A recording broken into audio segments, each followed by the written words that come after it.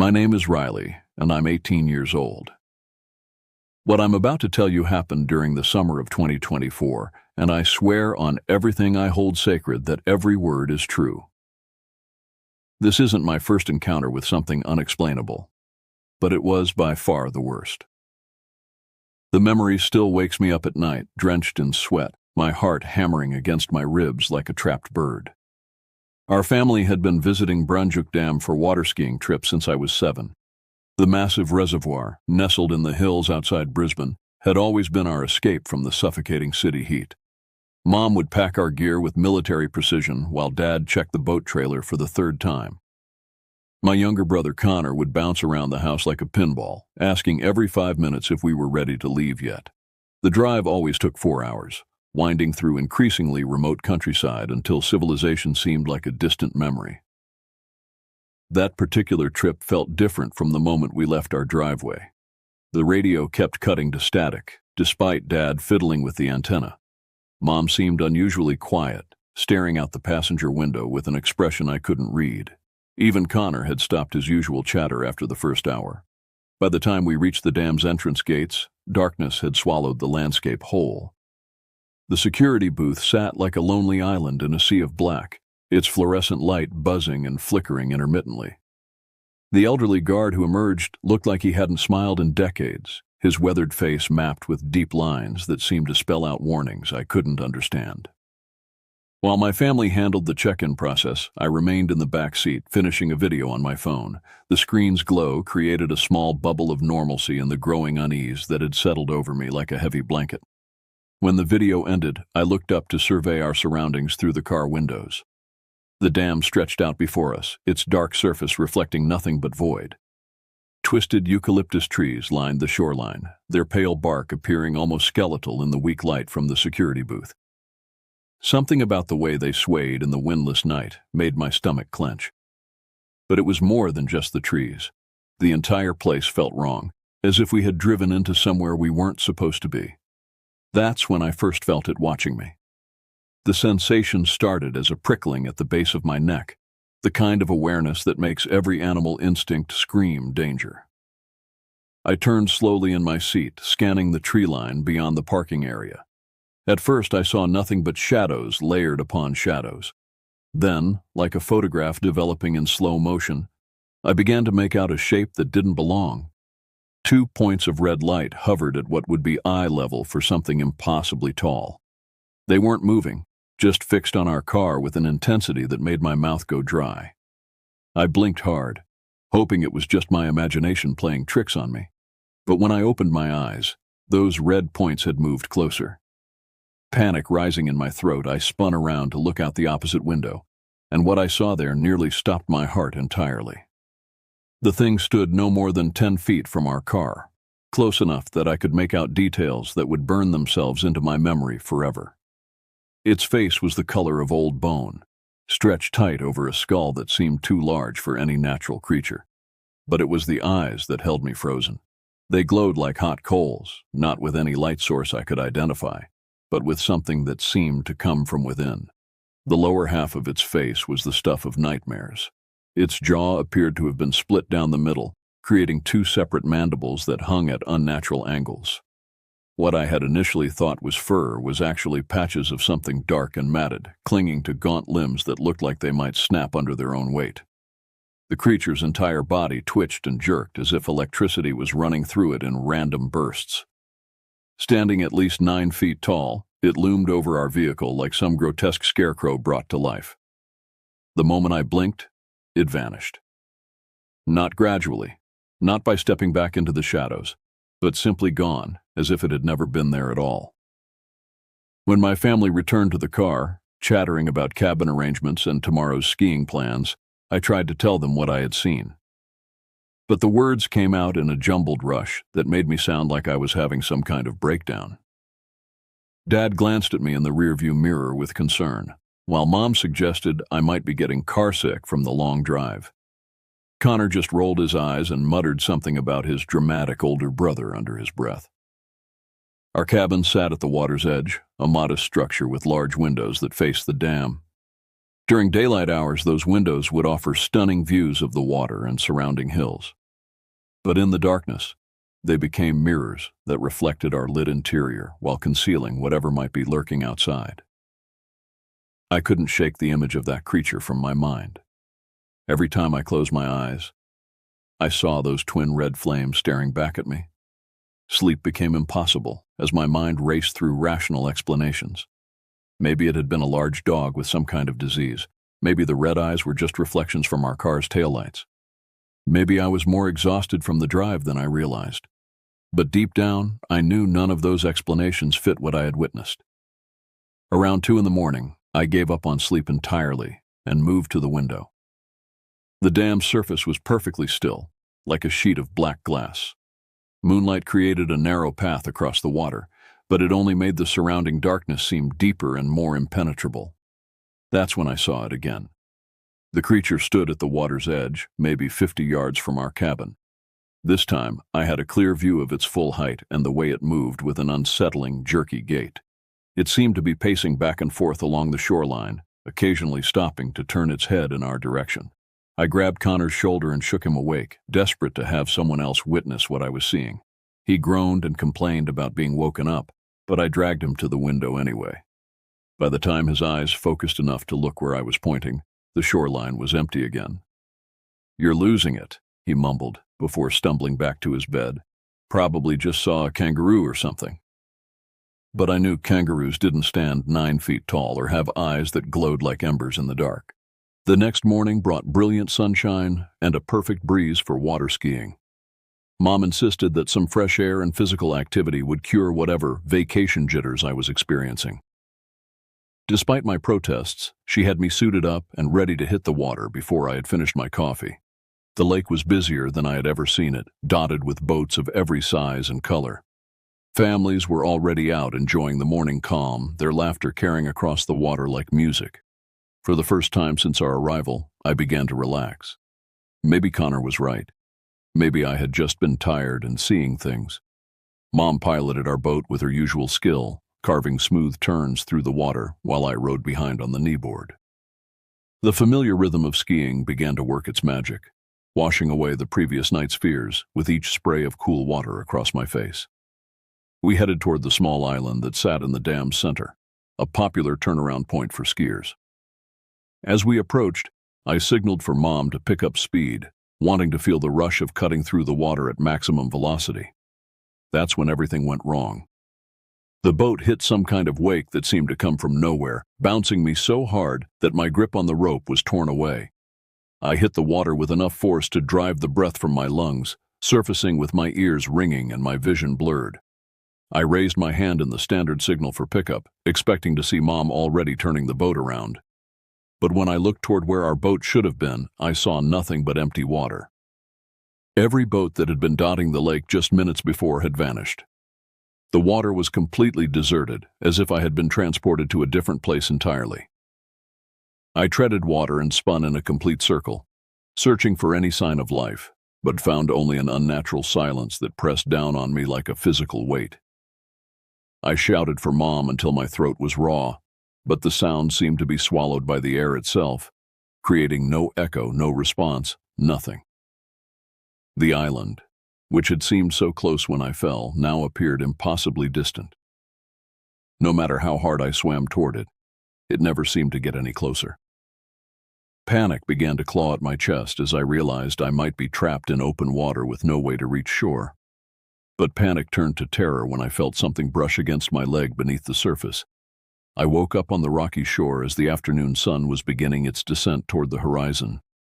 My head throbbed, and my mouth tasted like I had been chewing on copper pennies. I was wearing only my underwear, though I distinctly remembered going to bed fully clothed the night before. Confusion mixed with relief as I realized the boat incident must have been a dream. But if it was a dream, how had I ended up on the shoreline a quarter-mile from our cabin? The rocks beneath me were real enough, digging into my back with sharp persistence. Light scratches covered my chest and arms as if I had been dragged through brambles. My feet were in terrible condition. The soles were torn and bloody, making each step an agony as I began the trek back to the cabin. Sharp stones and broken branches seemed to find every sensitive spot, forcing me to stop frequently to rest and assess the damage. During one of these stops, sitting on a boulder near the water's edge, I heard movement in the brush behind me. The sound was wrong somehow, too heavy and deliberate to be made by any native animal. When I turned to investigate, I saw it again. The creature stood perhaps 30 yards away, partially obscured by low-hanging branches. In daylight, it looked even more disturbing than it had in the darkness. What I had thought might be diseased fur was actually patches of something dark and oily that seemed to move independently of any breeze. Its pale skin was mottled with dark veins that pulsed visibly beneath the surface. But it was the smell that nearly made me vomit. Even at that distance, the stench of rot and something chemical sweet filled my nostrils. It was the smell of things that should have been buried long ago. Against every instinct screaming at me to run, I called out to it. My voice cracked as I asked who it was, what it wanted. The creature's head snapped toward me with an unnatural speed that made my vision blur. For a moment, we stared at each other across that small clearing. Then it began to move. The creature didn't run toward me in any conventional sense. Instead, it moved through the trees with a fluid, almost liquid motion that defied everything I knew about anatomy and physics. One moment it was behind one tree, the next it had somehow flowed to another position entirely, always maintaining that fixed, burning stare. I ran. My already damaged feet sent lightning bolts of pain up my legs with each step, but terror pushed me beyond any physical limitation I had ever experienced. Behind me, the sound of branches breaking filled the air like gunshots. Whatever was pursuing me was large enough and strong enough to snap trees that would have stopped a charging bull. I dove behind the largest eucalyptus I could find, pressing my back against its rough bark and trying to control my ragged breathing. The breaking sounds had stopped, replaced by something far worse. Silence so complete, it felt like the world had died around me. Carefully, I peered around the tree trunk. The creature stood motionless about 20 yards away, its head tilted at an angle that would have broken a human neck. It was listening, or perhaps smelling the air, searching for any sign of my location. Then it began to make sounds. A series of clicks emanated from its throat, rapid and rhythmic like some alien Morse code. Beneath the clicking, a low moan built in volume and intensity, rising and falling in a pattern that seemed almost like speech. But if it was communication, it was in no language meant for human ears. The creature began moving again, this time heading toward a dense thicket near the base of a hill. My curiosity, that fatal flaw that had gotten me into trouble countless times before, overrode my common sense. Despite every rational thought telling me to head straight back to the cabin, I found myself following at a distance. The trail it left was impossible to miss. Broken branches, deep gouges in the earth, and patches of that oily substance marked its passage like breadcrumbs leading into the heart of darkness itself. The creature led me to what could only be described as a den, though calling it that seemed inadequate for the horror I discovered. Carved into the hillside, partially natural cave and partially something that had been excavated by claws or tools, the opening yawned like a mouth ready to swallow the unwary. The creature had disappeared inside, leaving me alone at the entrance with a choice that would haunt me for the rest of my life. I could turn around, go back to the cabin, and try to convince myself that none of this was real. Or I could step into that darkness and finally learn the truth about what I had been seeing.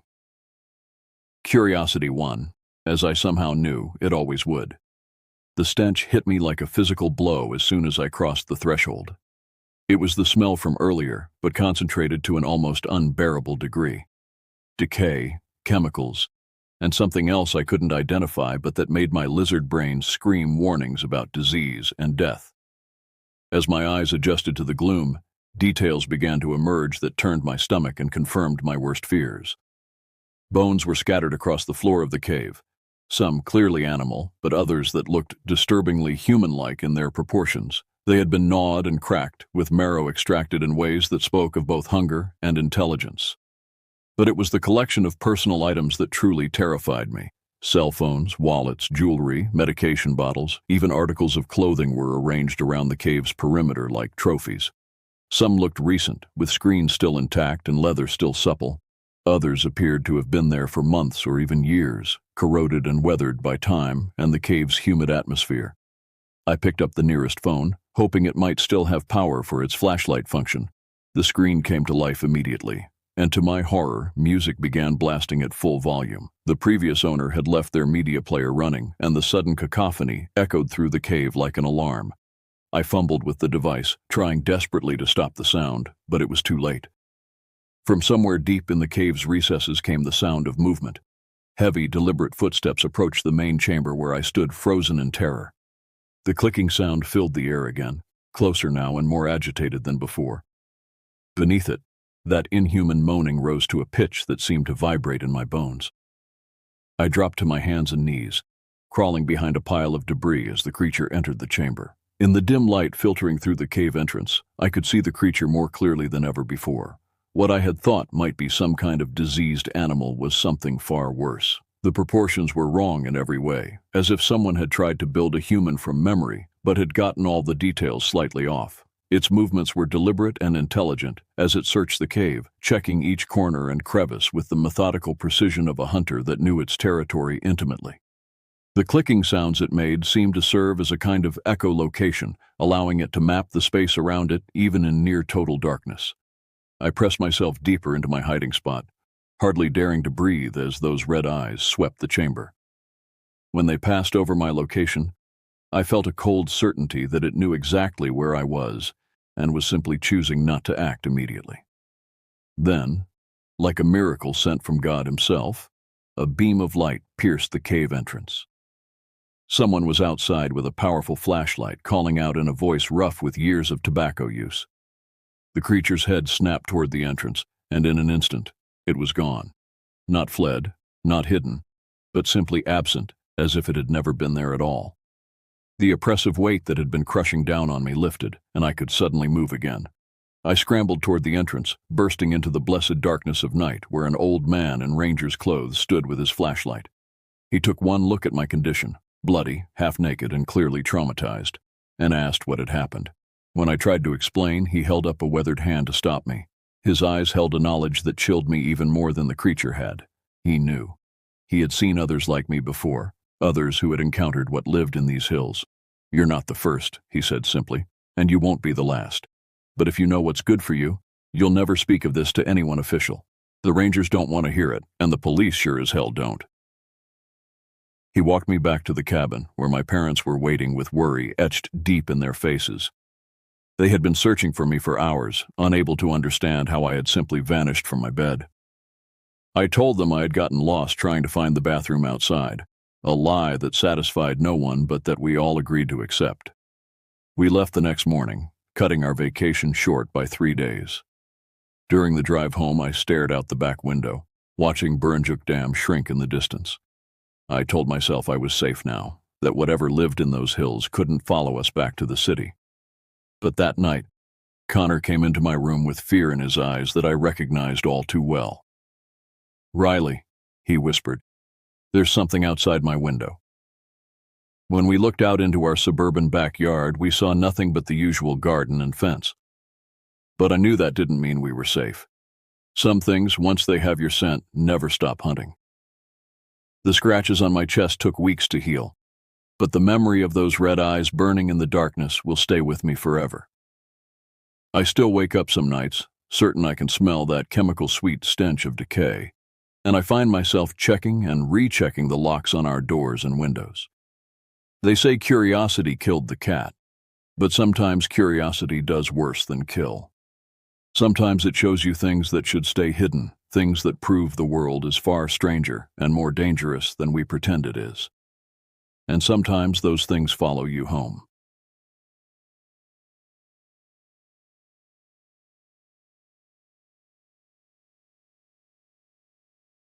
My name is Ewan Thibodeau. Back in 1998, I was just another grease monkey in Fallbrook, Oregon, population 2017 and shrinking. This story isn't easy to tell, even all these years later. Sometimes I still wake up in cold sweat, hearing sounds that can't possibly be there, but I need to get it down to make sense of what happened that autumn in the mountains. I'd been working at Harmon's Auto Shop since dropping out of community college. The pay wasn't much, but I had a knack for diagnosing engine problems just by listening to them, like a doctor with a stethoscope. My hands were always stained with oil, black crescents under my fingernails that never quite washed away. The local folks brought their vehicles to me when the newer shop in the next town over couldn't figure out what was wrong. My apartment sat above Maureen's bakery, which meant I woke every morning to the smell of fresh bread. The rent was reasonable, and I had everything I needed. A small TV, a comfortable couch, and walls decorated with fishing trophies. Simple pleasures for a simple life. Or so I thought. Lyle Dunnigan had been my best friend since 3rd grade, when he punched Billy Alderson for making fun of my second-hand clothes. We'd been inseparable ever since. Now he worked at the lumber mill outside town, and we spent most weekends fishing at remote spots throughout the Cascade foothills. Lyle knew those woods like the back of his hand. His grandfather had been a forest ranger, and he'd passed all that knowledge down. It was mid-September when things started to feel off. I was working late at the shop, replacing the transmission on Mrs. Paterson's ancient Buick. The radio played classic rock, mixing with the rhythmic clanking of my tools against metal. The fluorescent lights hummed overhead, casting harsh shadows in the garage. The door opened with a creak, letting in a gust of autumn air that smelled like pine and wet earth. Sheriff Vince Paterson stood in the doorway, his weathered face creased with concern. At 57, he'd been sheriff longer than anyone could remember, a fixture of Fallbrook as permanent as the mountains themselves. "Evening, Ewan," he said, removing his hat. His silver hair caught the light. "Got a minute?" I wiped my hands on a shop rag, leaving behind dark streaks. "Sure thing, Sheriff. Something wrong with your cruiser?" He shook his head, eyes darting to the corners of the garage. "No, nothing like that. Just wanted to ask if you've noticed anything unusual lately. Anything at all." The seriousness in his voice made me pause. "Not really. Why do you ask?" He sighed, shoulders sagging beneath his uniform. "We've got people missing, 3 in the last month." That got my attention. In Fallbrook, everyone knew everyone. 3 people missing was practically an epidemic. "Who?" I asked, setting down my wrench. "Couple of hikers from Portland went up near Sawmill Ridge 2 weeks back. Their cars still parked at the trailhead. And—" He paused, looking even more troubled. "Old Wilfred Simmons disappeared from his cabin 3 days ago." I knew Simmons. Reclusive old-timer who lived in a cabin about 7 miles into the woods. He came into town once a month for supplies and always brought his truck to me for maintenance. Cranky but sharp as a tack despite being well into his 70s. "You think he wandered off? Maybe got lost?" Sheriff Paterson snorted. "Simmons? Man's been living in those woods for 40 years. He doesn't get lost." He lowered his voice. "His cabin was torn apart, Ewan, like something was looking for something, or someone." A chill crept up my spine despite the garage's warmth. "Animal attack?" "That's what I thought at first, but it doesn't add up. His rifle was still on the wall rack, unfired. And the damage?" He shook his head. "Never seen anything like it. Claw marks 4 inches deep and solid oak beams." "Bears can do some damage," I offered. "Not like this, and not without leaving tracks. Ground around the cabin was dry as bone, not a single print." He put his hat back on. "I've got search parties organized, but I want you to be careful if you're heading into the woods. You and Lyle still planning that fishing trip?" I nodded. "Next weekend, up to Blackwater Creek." His face darkened. "That's not far from where the hikers went missing. Maybe consider another spot this time." "We'll be fine, Sheriff. Been going there for years." He didn't look convinced. "Just keep your eyes open, and maybe pack something besides fishing gear if you get my meaning." After he left, I tried to focus on the Buick, but my mind kept returning to our conversation. I'd grown up with stories about the dangers lurking in those mountains, bears, cougars, the occasional wolf. But something in the sheriff's voice suggested this was different. That night, I met Lyle at O'Malley's bar. The place was dim, smelling of stale beer and cigarettes despite the smoking ban. A few locals hunched over their drinks, voices low. Something felt subdued about the place, a tension hanging in the air. Lyle was already nursing a beer, his broad shoulders hunched over the bar. At 6'3" with hands like baseball mitts, he looked more like a professional wrestler than a sawmill worker. His red beard was neatly trimmed, contrasting with his flannel shirt. "You're late," he grunted as I slid onto the stool beside him. "Had to finish Mrs. Paterson's Buick." I signaled the bartender. "Sheriff stopped by the shop today." Lyle raised an eyebrow. "About what?" I lowered my voice. "People going missing, hikers and old man Simmons. Heard about that." He took a long pull from his beer. "Mill's been buzzing with talk. Myers thinks it's some serial killer hiding out in the woods." "What do you think?" Lyle shrugged. "Could be anything. Simmons wasn't exactly stable. Maybe he finally lost it completely. Sheriff said his cabin was torn apart. Claw marks in the wood." Lyle's expression shifted subtly. "Bear, probably." "That's what I said. He didn't think so." The bartender set a beer in front of me. I took a sip, the bitter taste doing little to wash away my unease. "We still on for Blackwater next weekend?" Lyle asked. I hesitated. Sheriff suggested we pick another spot. Lyle snorted. "Since when do we listen to Paterson? Remember when he tried to tell us Thunder Ridge was closed because of dangerous conditions? We went anyway and caught the biggest rainbow trout I've ever seen." "This feels different," I said. "It's just the same old bullshit. They always try to scare people away from the good spots." He finished his beer and set the glass down with finality. "We're going to Blackwater. Best fishing this time of year, and I need a break from the mill." I knew better than to argue when Lyle had made up his mind. Besides, he was probably right. People got lost in the woods all the time, especially city folks who underestimated the wilderness. And Simmons? Well, who knew what had happened there? The old man had enemies, and his mind had been slipping lately. "Fine," I conceded. "But we're bringing my dad's old rifle." Lyle grinned. "Now you're talking." As we discussed details for the trip, I couldn't shake the feeling that something was watching us through the grimy bar windows. But when I turned to look, there was nothing but darkness beyond the glass, the reflection of hanging lights obscuring whatever might be out there. That night, I dreamed of deep woods and distorted howls echoing between ancient trees. I woke gasping for breath, sheets soaked with sweat, the memory of glowing eyes fading as consciousness returned. I told myself it was just my imagination, stirred up by the sheriff's warnings. I had no idea how terribly, fatally wrong I was. The week dragged on with an oppressive heaviness. More whispers circulated through town about the disappearances. Another hiker vanished, a college student named Wesley Mitchell, who'd been camping alone near Timber Lake. His backpack was found hanging from a tree branch 20 feet off the ground, contents scattered across the forest floor. No one could explain how it got there. I was replacing spark plugs in a Honda when Marla Simmons, Wilfred's niece, came into the shop. Her eyes were red-rimmed, hair pulled back in a hasty ponytail. "Ewan," she said, voice cracking, "have you heard anything about Uncle Will?" I set down my tools and wiped my hands. "Nothing new. Sheriff's still looking." She nodded, blinking back tears. "They found his boots yesterday, just his boots, sitting neatly by the creek like he'd taken them off to wade. No footprints, nothing else."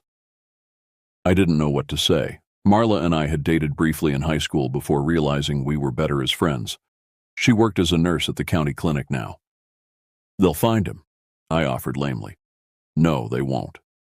Her certainty was chilling. "Something's happening in those woods, Ewan, something bad. The clinic's been getting strange cases, hunters coming in with deep scratches they can't explain, hikers with memory loss who can't account for missing hours." "Could be anything," I said. "Bears, mountain lions." "It's not animals," she interrupted. "The wound patterns are all wrong, and there's something else." She lowered her voice. "The missing aren't all strangers. Before the hikers, before Uncle Will, there was Ben Kovach." Ben had been the town drunk, a fixture on the bench outside the liquor store. I hadn't seen him around lately, but hadn't thought much about it. "Ben left town all the time on benders," I said. "Not like this. They found his shopping cart by the river trail, bottles untouched. Ben never left alcohol behind." Her eyes met mine. "Sheriff Paterson is keeping it quiet to avoid panic, but I heard them talking at the clinic. 6 people missing in total." 6 people. A chill settled in my stomach. You and Lyle still going fishing this weekend? She asked. Yeah, up to Blackwater. Her face paled. Don't. Please, Ewan. Uncle Will's cabin is only 3 miles from there. We'll be careful, I assured her. We're bringing protection. She shook her head in frustration. You men are all the same. Think a gun makes you invincible. She turned to leave, then paused. At least promise you'll stay alert and keep your radio on. I promise, I said. After she left, I tried calling Lyle to suggest changing our plans, but he didn't answer, probably working the late shift at the mill. I left a message mentioning what Marla had told me, hoping he might reconsider. That evening, I stopped by the sheriff's office. Deputy Walsh sat at the front desk, looking exhausted. Sheriff around? I asked. Out with the search party, Walsh replied. Probably won't be back until late.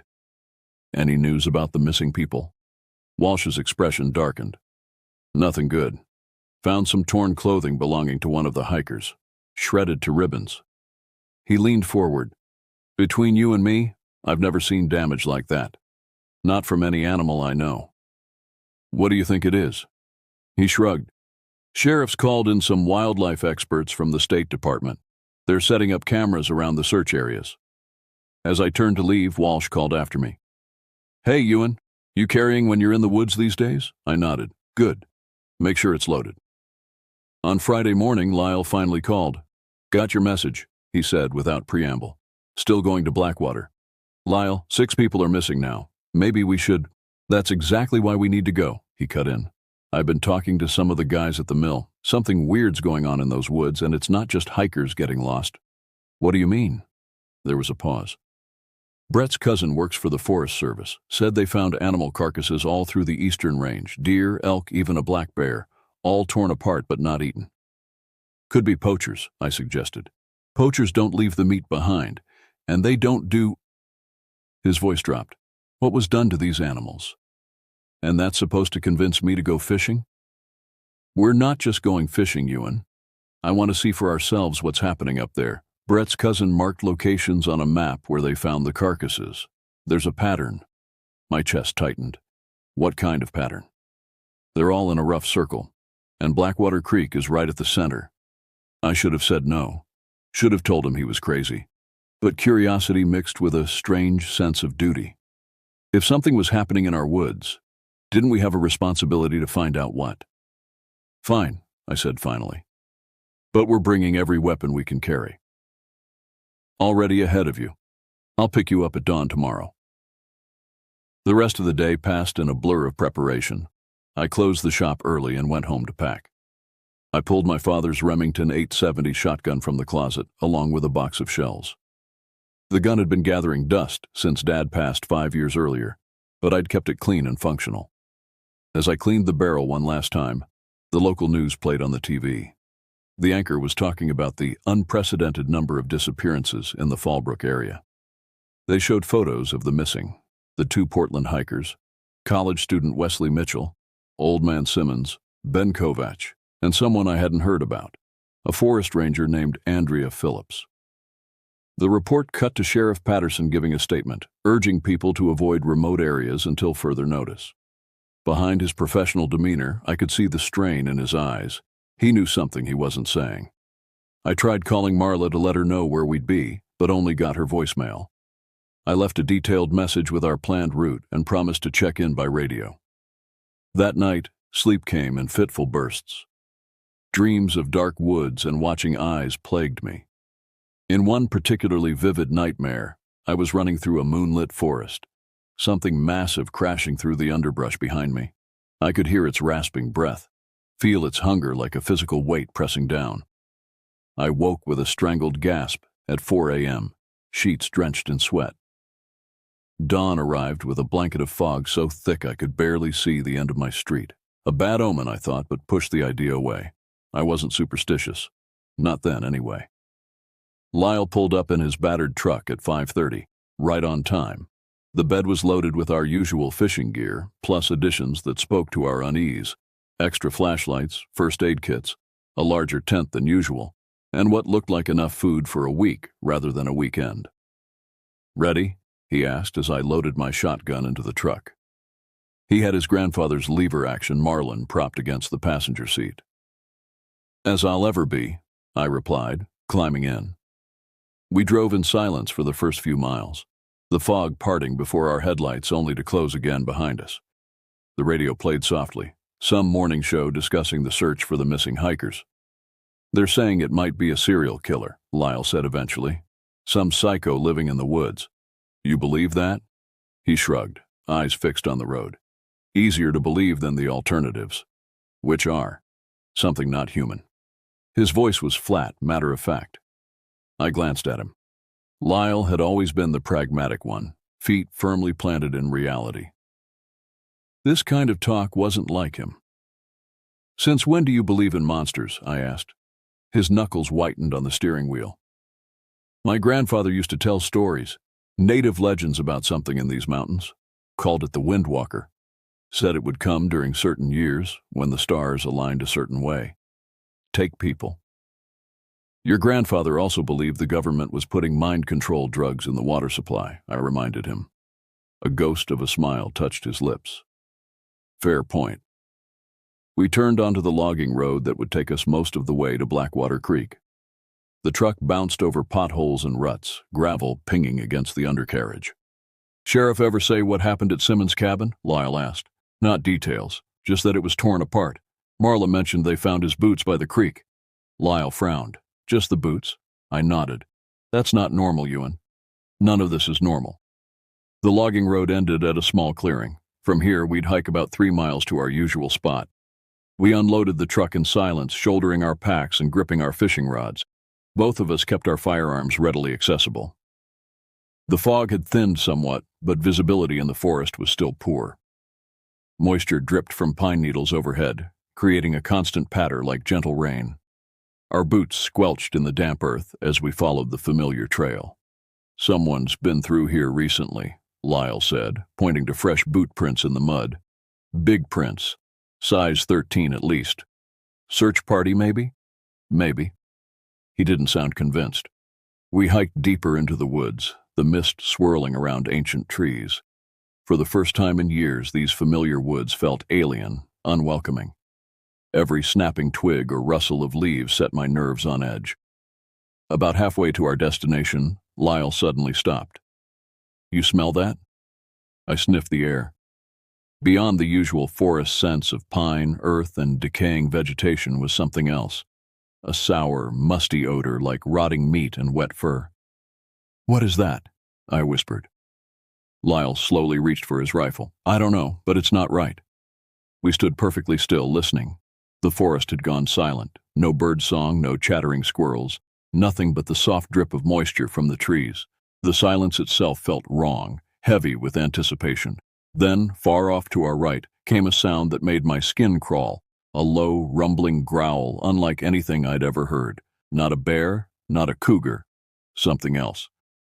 "Move," Lyle hissed. Slowly. We continued down the trail, alert to every sound, every movement.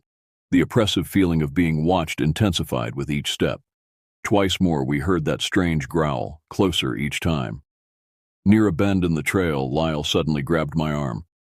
"Look," he whispered, pointing to a massive oak tree. Deep gouges ran along the trunk, 4 parallel lines that couldn't have been made by any normal forest animal. The cuts were fresh, sap still oozing from the wounded wood. "We should go back," I said, fear finally overriding curiosity. Lyle shook his head. "We're closer to the creek than the truck now.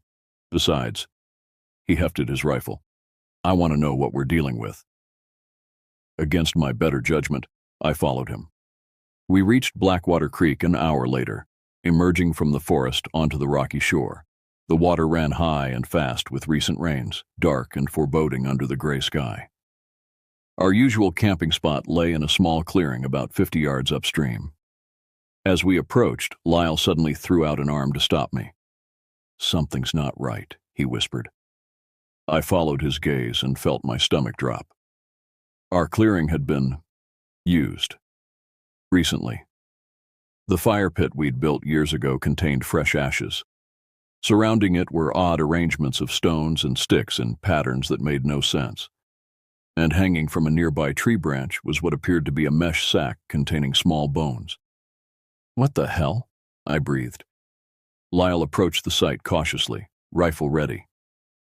"Someone's been staying here." "Homeless person, maybe," I suggested, knowing it was unlikely this far into the wilderness. He shook his head, examining the strange arrangements.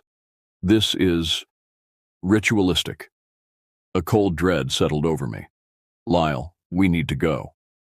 He nodded, finally seeming to accept the danger. "Yeah, let's." A branch snapped in the forest behind us. We both whirled around, weapons raised. Nothing visible moved among the trees, but that terrible stench had returned, stronger than before, and with it came a sound that haunts my nightmares to this day, a wet, clicking noise, like bones being snapped and reset. "Run," Lyle whispered. "Now." We turned and sprinted along the creek bank, abandoning any pretense of courage. Whatever was in those woods, it wasn't human, and it wasn't any animal we knew. As we ran, the clicking sound followed, accompanied by heavy footfalls that seemed to come from everywhere at once. "There," Lyle pointed to a rocky outcrop ahead. "We can defend that position." We scrambled up the rocks, gaining about 15 feet of elevation. From here, we had a clear view of the surrounding area. We stood back to back, weapons ready, scanning the tree line. "See anything?" I panted. "No, but it's out there. Watching." The minutes stretched into an hour. The strange sounds had stopped, but that horrible stench lingered. Eventually, we made a decision. "We make for the truck," Lyle said. "Stay in the open as much as possible." I nodded, throat too dry to speak. We descended the rocks carefully and began moving upstream, staying close to the water and away from the tree line. The fog had lifted somewhat, but the forest remained a wall of shadows to our right. We'd covered perhaps half a mile when Lyle suddenly stopped. "Look," he said, pointing across the creek. On the opposite bank, partially hidden by ferns, was a backpack, the same type carried by the missing college student, Wesley Mitchell. "We should check it out," Lyle said. "Are you insane? We need to get back to the truck and tell the sheriff." He hesitated, then nodded. "You're right, let's—" His words were cut off by a horrific sound from the forest, not a growl this time, but a high, keening wail that sounded disturbingly human, yet impossibly wasn't. It raised the hair on my arms and sent adrenaline coursing through my veins. "Run!" I shouted. We bolted, no longer caring about stealth or dignity. Pure animal fear drove us forward, the wailing growing louder behind us. I risked a glance over my shoulder and immediately wished I hadn't. Something was moving through the trees, something tall and impossibly fast. I caught only glimpses. A flash of matted fur, the glint of eyes, the suggestion of limbs that seemed too long and jointed wrong. "Don't look back," Lyle shouted. "Just run." We ran until our lungs burned and our legs threatened to give out. Somehow we found the trail back to the truck and followed it blindly, crashing through underbrush and leaping over fallen logs. The thing behind us never quite caught up but never fell far behind either, as if it was toying with us. When the truck finally came into view, it felt like a miracle. We threw ourselves inside, Lyle fumbling with the keys as I slammed and locked my door. The engine roared to life and we fishtailed out of the clearing, spewing gravel and mud. As we sped away, I finally allowed myself to look back. There, at the edge of the trees, stood a figure. In the split second before it retreated into the shadows, I saw enough to know that our world had changed forever. What I saw couldn't exist, but it did. Neither of us spoke until we were back on the main highway, putting miles between ourselves and whatever lurked in those woods. "We need to tell the sheriff," I finally said, voice shaking. Lyle nodded, face ashen. "Yeah, but Ewan—" "What? Will he believe us?" I had no answer for that. I wasn't sure I believed what I'd seen myself. We went straight to Sheriff Paterson's house, rather than the station. This wasn't something to discuss in front of deputies and dispatch operators. The sheriff answered his door in sweatpants and an old t-shirt, coffee mug in hand. His expression shifted from annoyed to concerned as he took in our disheveled, terrified state. "Inside," he said, stepping back. "Now." We sat at his kitchen table while his wife, Rose, made fresh coffee. Neither of us touched our mugs when she set them down. The sheriff dismissed her with a gentle touch on the arm, and she retreated upstairs, casting worried glances over her shoulder. "Start from the beginning," he said once we were alone. We took turns explaining what had happened, from the strange markings on the trees to the ritualistic site at our camping spot, to the thing that had chased us. I could tell from the sheriff's expression that he believed us, which was somehow more terrifying than if he'd dismissed our story. When we finished, he sat in silence for a long moment. Then he reached for the phone. "Who are you calling?" Lyle asked. "State Police, Forest Service, maybe the FBI." "You believe us?" I couldn't keep the surprise from my voice. Sheriff Paterson's eyes met mine. "Son, I've lived in these mountains all my life. There are things in the deep woods that don't have names, things the native folks knew to leave alone. I thought they were just stories until Simmons disappeared. He dialed a number, spoke briefly to someone named Barnes, then hung up. State Police will be here in 2 hours. Forest Service is already mobilizing teams to search the area around Blackwater Creek." "Search teams won't be enough," Lyle said quietly. "Whatever that thing is, it's dangerous, smart, and fast." The sheriff nodded grimly. "I know. That's why I'm organizing a hunting party, experienced locals who know the terrain and can handle themselves in a fight." "Count us in," I said immediately, surprising myself. After what we'd seen, the logical response would be to get as far from Fallbrook as possible. But something in me couldn't just run away, not with people still missing, not with that thing still out there. Lyle nodded his agreement. "We know where it was. We can lead you back." Sheriff Paterson studied us for a moment, then nodded. "Get some rest. We move out at first light tomorrow. And boys," his voice grew solemn, "tell no one else what you saw. Last thing we need is panic spreading through town." We agreed and left, heading to Lyle's place since it was closer.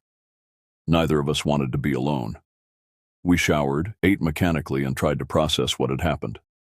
Words felt inadequate for the terror we'd experienced. "What do you think it was?" I finally asked as we sat on his porch, beers in hand. Lyle shook his head. "Nothing natural. Nothing that should exist." "Your grandfather's windwalker?" He shrugged. "Maybe. Or maybe there are things in this world we're not meant to understand." I called Marla to let her know we were back safely, but kept the details vague. "We got spooked and came back early," I told her. "Sheriff's organizing another search party tomorrow." "Be careful," she said, voice tight with worry. "There's something wrong out there, Ewan. The clinic admitted 2 more hunters today with strange injuries, deep puncture wounds that the doctor says look like oversized teeth marks." Sleep came in fitful bursts that night, interrupted by nightmares. In the worst one, I was back in the forest, but alone this time. I could hear Lyle screaming somewhere in the darkness, begging for help. I ran toward his voice, only to find myself in a clearing illuminated by moonlight. In the center stood not Lyle, but the creature, taller than any man, with limbs that bent at unnatural angles and a face that was almost but not quite animal. It smiled at me with too many teeth and spoke with Lyle's voice. "You're next." I woke gasping, sheets soaked with sweat. Dawn was just breaking, pale light filtering through the blinds. Time to face the woods again. 19 men gathered at the sheriff's office by 6 a.m. Most were locals I knew, mill workers, farmers, a few hunters known for their tracking skills. They carried an arsenal of rifles, shotguns, and handguns. A few had brought more unusual weapons. One old-timer had a crossbow, another clutched what looked like a homemade flamethrower constructed from a propane tank. Sheriff Paterson arrived last, accompanied by 2 state police officers and a wildlife expert from the Forest Service. He outlined the plan. We would form 4 teams and approach the Blackwater Creek area from different directions, maintaining radio contact at all times. If anyone spotted anything unusual, they were to signal the others and hold position until backup arrived. "We're dealing with something dangerous," the sheriff concluded, "possibly a rabid bear or wolf pack, possibly—" He hesitated. "Something else. Shoot first, ask questions later. But for God's sake, make sure you're not shooting at another team member." Lyle and I were assigned to the sheriff's team, along with Deputy Walsh and a local hunter named Donovan Reed, who claimed to have seen strange things in these woods for years. We would approach from the west, following the same trail Lyle and I had taken the day before. The drive to the trailhead was tense and quiet. Equipment rattled in the back of the sheriff's SUV as we bounced along the logging road. When we reached the clearing where Lyle had parked yesterday, we found 3 other vehicles already there, search parties that had started at dawn, looking for the missing hikers. "Any sign of the search teams?" Sheriff Paterson asked a Forest Service ranger who was coordinating from a temporary command post. The ranger shook his head. "They radioed in about an hour ago from the North Ridge. Nothing so far." We set out on the trail, moving slowly and deliberately. Sheriff Paterson and Deputy Walsh led, followed by Lyle and me, with Reed bringing up the rear. Every sense was heightened, alert to the smallest sound or movement. The forest seemed normal today. Birds called, squirrels chattered overhead. But we all felt the underlying wrongness, a subtle disturbance in the natural rhythm. We reached the point where Lyle and I had first smelled that terrible odor. Today the air was clean, carrying only the usual forest scents. "The markings were here," Lyle said, pointing to the massive oak. The sheriff examined the deep gouges in the bark. "These weren't made by any bear I've ever seen." Reed ran his fingers over the marks. "Too high up for a bear anyway. Whatever made these was tall, 7, 8 feet at least." We continued toward Blackwater Creek, moving even more cautiously now. I felt exposed, vulnerable, certain that eyes were watching from the shadows between trees. My shotgun felt inadequate against the memory of what I'd glimpsed the day before. When we neared the camping area, Sheriff Paterson signaled for us to stop and spread out. We advanced in a loose semicircle, weapons ready. The site appeared exactly as Lyle and I had left it. Fire pit with old ashes, strange arrangements of stones and sticks, the mesh sack of bones still hanging from the tree branch. The sheriff examined everything carefully, taking photographs with a small camera. "This isn't random," he muttered. "These patterns mean something." Reed nodded in agreement. "Old symbols, protective wards maybe." At our questioning looks, he added, "My grandmother was half Klamath. She knew these things." Walsh checked his radio. "Other teams are in position. No sightings reported." The sheriff made a decision. "We'll follow the creek upstream. That's where you boys saw the backpack, right?" We nodded and led the way, staying close to the water as we had yesterday. The creek burbled peacefully, sunlight dancing on its surface. It seemed impossible that anything sinister could exist in such a tranquil setting. We found the backpack exactly where we'd seen it, partially hidden by ferns on the opposite bank. Deputy Walsh crossed the creek at a shallow point and retrieved it. "Mitchell's," he confirmed, checking the ID in a side pocket. "Looks like it's been here a while. Weather damage." The sheriff nodded grimly. "Keep looking. There might be other signs." We spread out, searching the area methodically. I was examining a fallen log when Lyle called out from further upstream. "Got something?" We converged on his position. He stood at the edge of a small clearing, pointing to the ground. A hiking boot lay on its side, caked with dried mud. Not far away was its mate, placed neatly upright against a rock. "Simmons?" I asked. The sheriff nodded. "Matches the description." But it was what lay beyond the boots that made my blood run cold. The clearing floor was covered with a complex pattern of intertwined circles drawn in what looked like ash.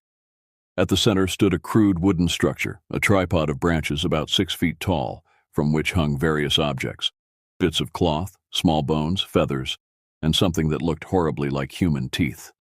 "What the hell?" Walsh whispered. Reed approached the structure cautiously. "This is old magic. Very old. Whoever, or whatever, made this is trying to open something." "Open what?" Lyle asked. Reed's expression was grim. "A doorway." The sheriff was about to respond when his radio crackled. A voice broke through, distorted by static. "Team 3 to Sheriff. We found—" The transmission cut off abruptly, replaced by a high-pitched squeal. "Team 3 report," the sheriff said urgently. "Team 3, do you copy?" Nothing but static. "That's Morgan's team," Walsh said. "They were checking the eastern ridge." Sheriff Paterson tried again. "Any team, do you copy? This is Sheriff Paterson. We have lost contact with Team 3. After a moment, another voice responded through heavy static. "Team 4 here. We hear you. No contact with Team 3. Our radio's acting up too. Lot of interference suddenly." The sheriff looked troubled. "Team 4, proceed to Team 3's last known position. Approach with caution and report what you find." Copy that, came the crackled reply. Reed was staring into the forest beyond the clearing, body tense. We should leave. Now. What's wrong? I asked. We're being watched. I felt it too. That same crawling sensation I'd experienced yesterday, like invisible eyes assessing us from every direction. The birds had gone silent again. The forest held its breath. Then we heard it, that same wet, clicking sound that had pursued us before, coming from somewhere to our left. Move back toward the creek, Sheriff Paterson ordered quietly. Stay together. We began retreating slowly, weapons trained on the surrounding forest. The clicking grew louder, joined by a low growl that seemed to come from multiple directions at once. 20 yards from the bizarre structure, Reed suddenly froze. There, he whispered, pointing. At first I saw nothing. Then a shadow within shadows moved. A suggestion of form that made no logical sense. It wasn't hiding behind a tree. It was somehow part of the tree, or the tree was part of it. The boundaries between creature and forest blurred in a way that hurt my eyes to focus on. What is that? Walsh hissed. Before anyone could answer, the radio erupted with frantic voices. It's here, God, it's... Shoot it, shoot! Can't get a clear... Fall back, fall! Then only static. Team 4, Sheriff Paterson shouted into the radio. Report! Nothing. The clicking sound intensified, surrounding us now. The shadows between trees seemed to deepen, swirl, take form. That terrible stench returned, choking and thick. Run! Reed suddenly shouted. Back to the trail, now! We ran, abandoning any pretense of controlled retreat. Something crashed through the underbrush behind us, something large and fast. I heard Lyle firing his rifle, the shots echoing through the trees. Sheriff Paterson and Walsh joined in, firing blindly into the pursuing shadows. I ran until my lungs burned, jumping over fallen logs and crashing through thickets. Branches whipped at my face, drawing blood. Behind me, I heard a scream. Deputy Walsh's voice cut off mid-cry. Keep going, the sheriff shouted. Don't stop. We reached the main trail and sprinted toward the trailhead. Reed was in front, followed by me, then Lyle, with the sheriff bringing up the rear. The sounds of pursuit grew more distant, but we didn't slow down. The clearing with our vehicles came into sight. The Forest Service ranger stood by the command post, looking alarmed at our panicked arrival. Where are the others? He demanded. Walsh is down, Sheriff Paterson gasped. Teams 3 and 4 not responding. The ranger grabbed his radio. All search teams, emergency evacuation, return to base immediately. Repeat, emergency evacuation. We collapsed against the vehicles, gasping for breath. Only then did I realize Reed was clutching his arm, blood seeping between his fingers. What happened? I asked. He pulled his hand away to reveal 3 deep gashes running from shoulder to elbow. It got close, very close. Sheriff Paterson examined the wounds. Those aren't claw marks, he said quietly. They look like cuts, deliberate ones. Reed nodded grimly. It's intelligent. Hunting us. The ranger brought a first aid kit and began cleaning Reed's wounds. What was it? Bear? Mountain lion? Lyle laughed bitterly. If only. Over the next hour, other search teams trickled back, all reporting strange sounds and sensations of being watched. Team 2 had found another ritualistic site similar to the one we'd discovered, but teams 3 and 4 never returned. 12 men vanished as completely as the hikers they'd been searching for. Sheriff Paterson organized a larger, better-armed group to go back for Walsh and the missing teams. Lyle and I volunteered again, unable to abandon our people despite the terror clawing at our insides. By mid-afternoon, 30 armed men ventured back into the forest. This time we moved as a single unit, a wall of weapons facing outward in all directions. The forest remained unnaturally quiet, the only sounds our own footsteps and breathing. We found Walsh's body first, or what remained of it. I won't describe what we saw. Some images are better left unshared. Sheriff Paterson's face went ashen, but he ordered us to continue. We had to find the other teams. We searched until dusk, finding nothing but empty forest and an occasional blood trail that ended abruptly. As darkness approached, the sheriff made the hard decision to retreat. We couldn't risk being in these woods after nightfall. Back at the command post, state police had arrived in force, along with FBI agents and more Forest Service personnel. The area was declared a crime scene, with roadblocks established on all access roads. The official story released to the press spoke of a possible serial killer operating in the woods, or perhaps a pack of rabid wolves. Those of us who had seen the truth knew better. This was something outside human experience, something ancient and malevolent that had awakened in our forests. Sheriff Paterson gathered those who had directly encountered the entity, Lyle, Reed, myself, and a few others who had glimpsed it from Team 2. "Whatever this is," he said, voice heavy with fatigue and grief, "it's beyond conventional law enforcement. I've spoken to some people who might be able to help, specialists in unusual phenomena. They're flying in tonight." "What do we do until then?" Lyle asked. "We prepare," Reed answered before the sheriff could speak. "It's established a hunting territory. It won't stay in the deep woods forever." A chill ran through me at the implication. "You think it will come to town?" Reed's eyes met mine. "I think nowhere is safe anymore." The specialists arrived just before midnight. 3 serious-looking men and a woman who introduced herself as Dr. Eleanor Weiss, an anthropologist specializing in folklore and unexplained phenomena. They set up operations in a back room of the sheriff's office, pinning maps to the walls and unpacking equipment I didn't recognize. Dr. Weiss interviewed each of us who had encountered the creature, recording our descriptions and asking detailed questions about its behavior. When we had finished, she conferred with her colleagues in low voices. "What are we dealing with?" Sheriff Paterson finally asked. Dr. Weiss chose her words carefully. "The entity you've encountered has characteristics consistent with certain predatory cryptids documented across cultural boundaries. The ritualistic elements suggest it possesses some form of intelligence and purpose beyond mere hunting." "In English, please," Lyle said. One of her colleagues, a gray-haired man named Blackburn, spoke bluntly. "It's a predator that's existed in these mountains for centuries, possibly millennia. Native tribes had various names for it. European settlers occasionally encountered it and incorporated it into their own folklore. It hibernates for long periods, awakening when certain conditions are met." "What conditions?" I asked. "That's what we're trying to determine," Dr. Weiss said. "Often these creatures are triggered by environmental changes, human activity in previously undisturbed areas, or certain celestial alignments." Reed, who had been silent until now, spoke up. "The lumber company started clear-cutting a new section of the eastern ridge last month. Ancient forest, never been touched before." Dr. Weiss nodded. "That could very well be the trigger." "How do we kill it?" Sheriff Paterson asked. The specialists exchanged glances. "Conventional weapons may injure it," Blackburn said carefully, "but probably won't be sufficient to destroy it. These entities typically have specific vulnerabilities that vary by individual creature." "So we're screwed," Lyle muttered. "Not necessarily," Dr. Weiss said. "The ritualistic sites you discovered may provide clues.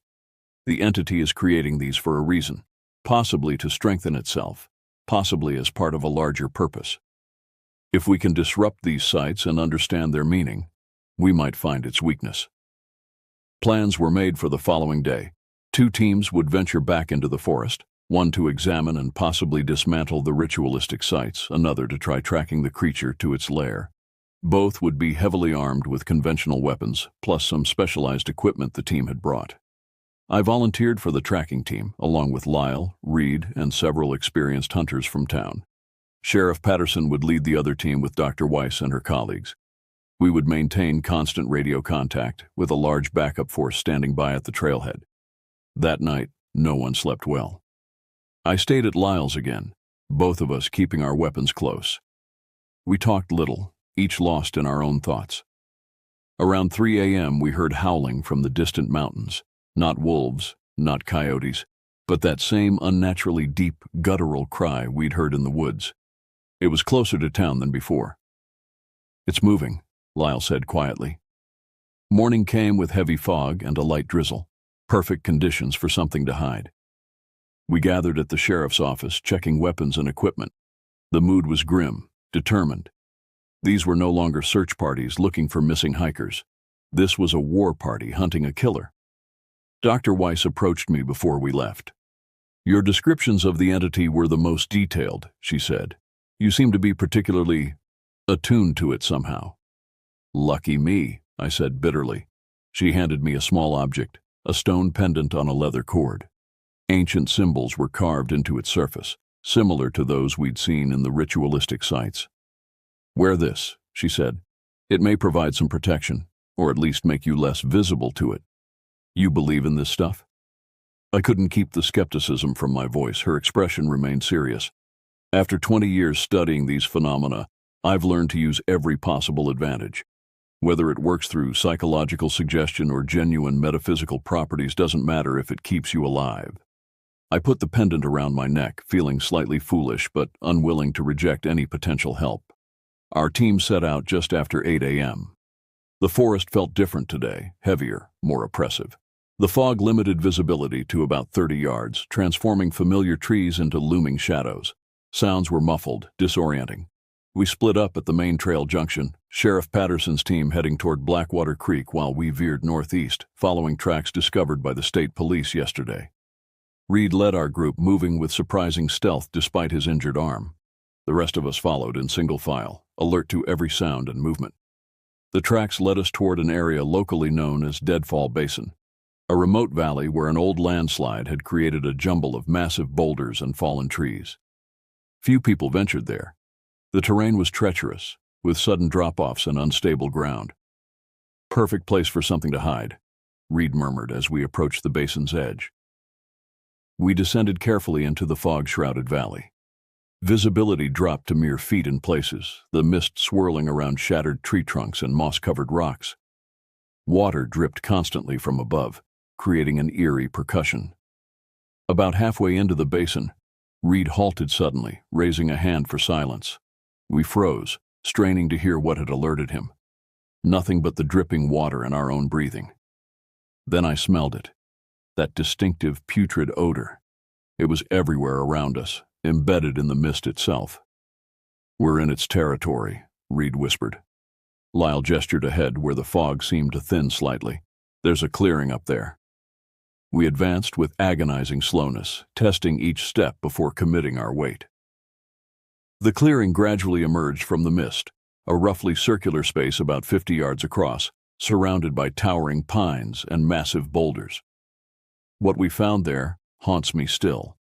The clearing had been transformed into a massive version of the ritualistic sites we'd seen previously. Concentric circles of stones radiated outward from a central point where a structure stood, not a simple tripod this time, but an elaborate framework of branches and bones that rose nearly 20 feet high. Hanging from this macabre construction were personal effects from the missing: backpacks, clothing, equipment, and other things. Human things. I won't describe them. The ground beneath the structure was stained dark, the earth churned and wet. Several smaller arrangements surrounded it, stones placed in specific patterns, sticks forming complex symbols. "My God," one of the hunters whispered. Reed approached the central structure cautiously. "This is its nest, its altar." He examined the symbols etched into the bones. "It's building something, growing stronger." Lyle keyed his radio. "Sheriff, we found something. Deadfall Basin. You need to see this." Static answered him. He tried again with the same result. "Radios won't work here," Reed said. "Not this close to its power center." I felt something then, a pressure in my head, a presence pushing against my consciousness. The pendant around my neck grew warm against my skin. "It knows we're here," I said. The others looked at me sharply. "How do you know?" Lyle asked. I couldn't explain it, just a certainty that filled me. "It's coming! Fast!" Reed's face hardened. "Destroy it! Destroy the structure! Now!" We didn't question him. Moving with desperate energy, we attacked the grotesque altar, pulling down branches, scattering bones, disrupting the careful arrangements of stones and symbols. The response was immediate and terrifying. The temperature plummeted, the fog thickened, swirling violently around us. That wet, clicking sound erupted from all directions at once, punctuated by howls of rage that seemed to shake the earth itself. "Form a circle," Reed shouted. "Backs together." We complied, 8 men standing shoulder to shoulder, weapons pointed outward into the churning mist. The clicking intensified, moving rapidly around us, drawing closer with each circuit. "I see it!" someone shouted. I followed his aim and caught a glimpse of something moving through the fog, taller than a man with a silhouette that seemed to shift and change even as I watched. It vanished before anyone could fire. There! Another call from the opposite direction. Again, just a glimpse. A suggestion of limbs, an impression of eyes reflecting light that shouldn't have been there in the fog-shrouded clearing. It's toying with us, Reed said, hunting us. One of the hunters, a man named Garrison, broke formation suddenly, firing wildly into the mist. Come on, you bastard, he screamed. Get back in formation, Lyle shouted. Too late. Something massive and dark surged from the fog, enveloping Garrison. His scream cut off with a wet, crunching sound. The shape retreated as quickly as it had appeared, dragging Garrison with it. Stay together, Reed ordered, as the rest of us instinctively moved to pursue. That's what it wants. We tightened our circle, pressed together, weapons ready.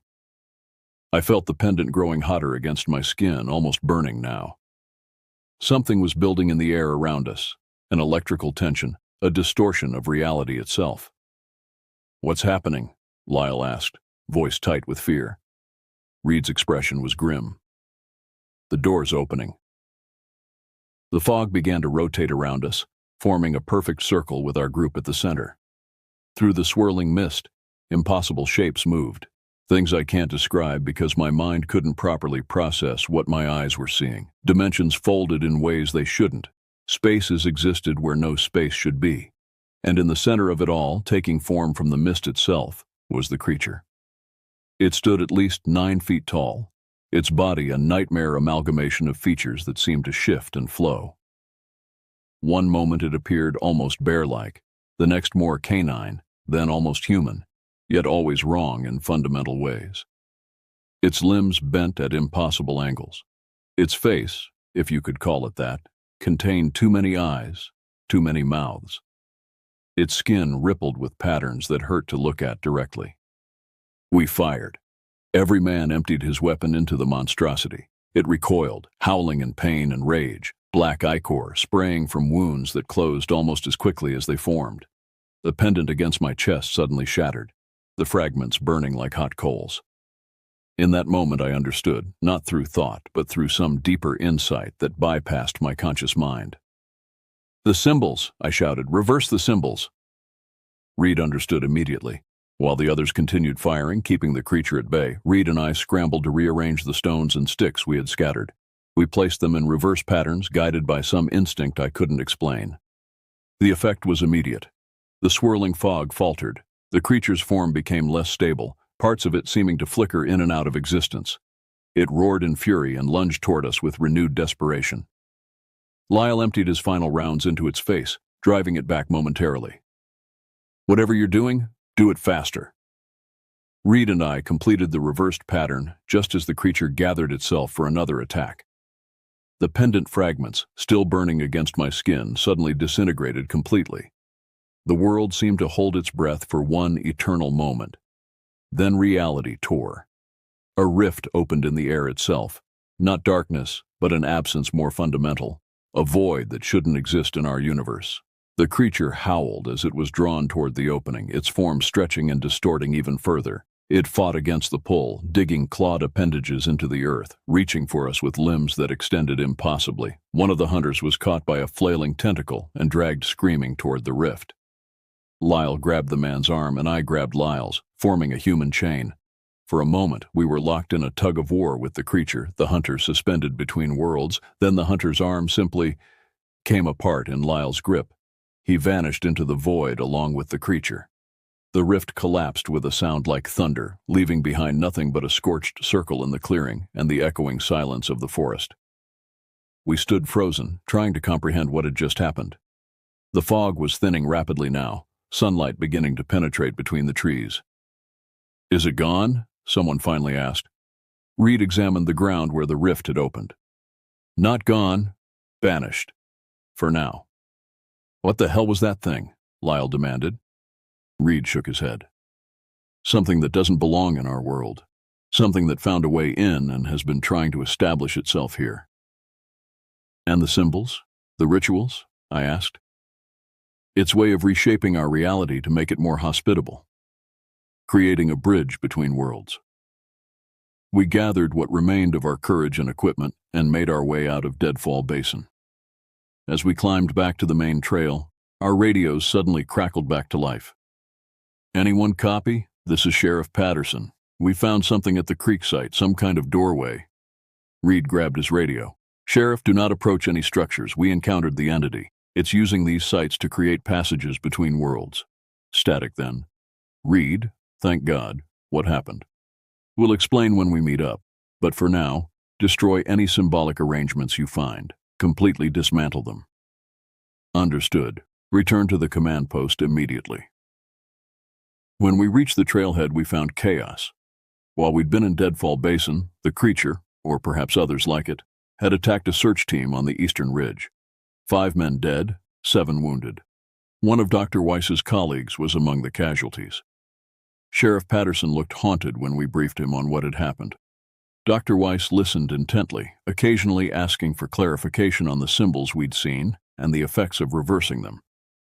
"You've confirmed much of what we suspected," she said when we finished. "These entities exist in a space between dimensions. They create these ritual sites as anchor points to strengthen their presence in our reality." "So, is it gone?" Sheriff Paterson asked. Reed and Dr. Weiss exchanged glances. "Not permanently," she said. "You've closed the door for now, but it will try to find another way through."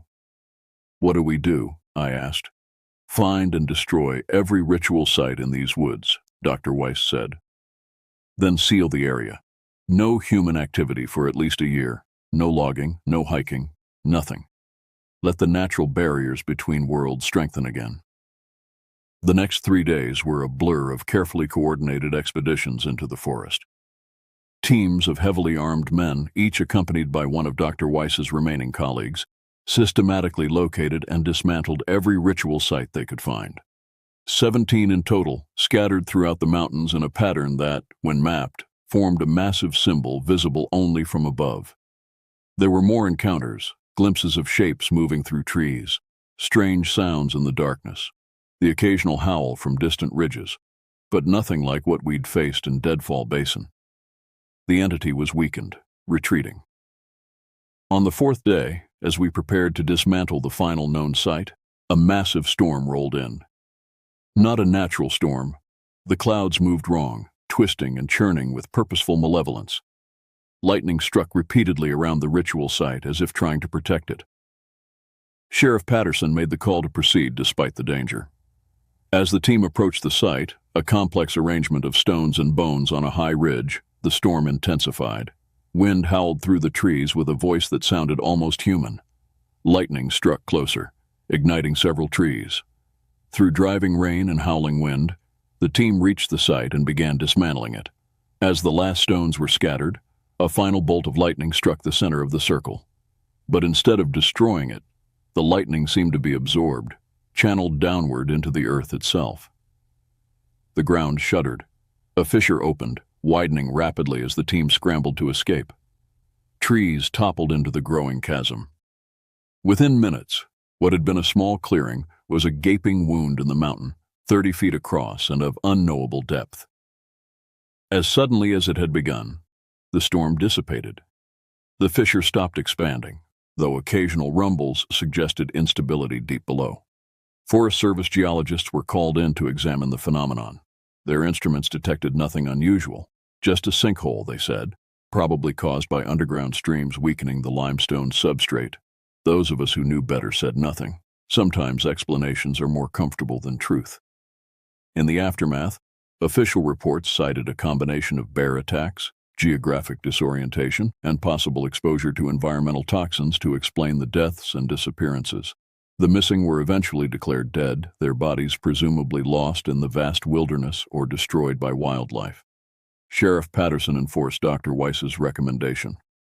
With the support of state authorities, the eastern portion of the national forest was declared off-limits due to geological instability and environmental concerns. Logging operations were suspended indefinitely. Dr. Weiss and her remaining colleague left after a week, providing contact information should anything else occur. They took with them detailed documentation of everything we had seen and done.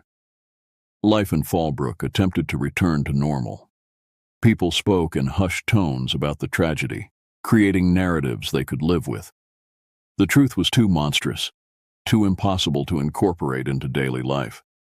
But those of us who had encountered the entity firsthand knew better. We carried the knowledge like a physical weight. Some, like Reed, left town entirely. Others turned to alcohol or prescription medications to dull the memories.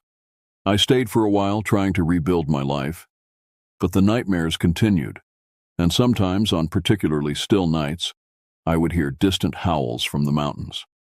Howls that couldn't possibly be wolves or coyotes.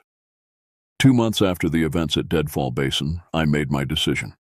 I sold my tools, packed my few possessions, and left Fallbrook behind. I drove east, putting as much distance as possible between myself and those mountains. It's been 27 years since I left Fallbrook. I settled in Michigan, about as far from the Pacific Northwest as I could get, while staying in the continental United States. I found work as a mechanic here too, some skills transfer anywhere, and eventually opened my own shop. I married, had a daughter, divorced. Life moved on. But the memories remained. For years I looked over my shoulder, expecting to see something emerging from shadows. I avoided forests entirely for a decade. The nightmares came less frequently, but never disappeared completely. I've told no one the full truth until now.